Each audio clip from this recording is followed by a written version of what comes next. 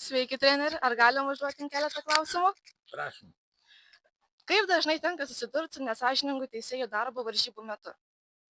Nu, tas būna labai dažnai. Praktiškai čiut ne kiekvienam čempionate, ten turnyre.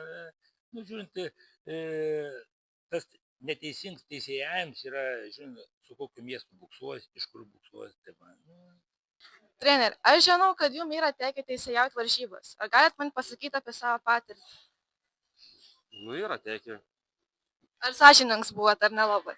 Nu, tai visą laiką stengiuosi, kad viskas būtų teisingai, kad nebūtų sukčiaujama. Mano nuomonė, kad neturiu sukčiavimo. Mūsų komanda Secure nori užtikrinti sąžiningą teisėjavimą. Tai ką manot jūs apie dirbtinio intelekto teisėjavimą varžybose, kai jis bus to profesionaliai apmokytas? nu, net neįsivaizduoju. Kai kameros iš visų kampų pusių, kiek teisėjų turi būti, tiek ir kamerų yra. Net neįsivaizduoju, kaip žiūrint skaičiuos tos taškus. Ten, kai dabar skaičiuoju akcentuotus taškus, ten smūgius, o dabar, kai bus dirbtinis intelektas, kaip ten suskaičiuos tos taškus, kokius tos smūgius skaičiuos, ar ten, kur tik vos palėtė ir bus taškas, ar ten jau akcentuoti smūgiai.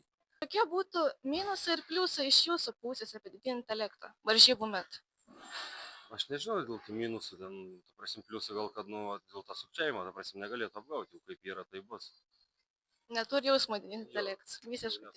O kaip galvojate, ar bokso federacijos ir bokso klubai investuotų į mūsų komandos produktą? Galbūt ne vien Lietuvos rinkai, gal ir Europai? Nu, nežinau, į tą klausimą sunku atsakyti, nes kai gal klubai ir investuotų, bet federacija, matai, turi pinigėlių, kaip žiūrint, kokias ten būtų apmokėjimas salės, kiek ten kainuotų tas reikalas. Net nežinau. Dėl klubų negalėčiau pasakyti, bet federacija, mano nuomonė, kad turėtų tai daryti. O kas kitas darys, jeigu ne federacija. Supratau, ačiū Jums. Ačiū.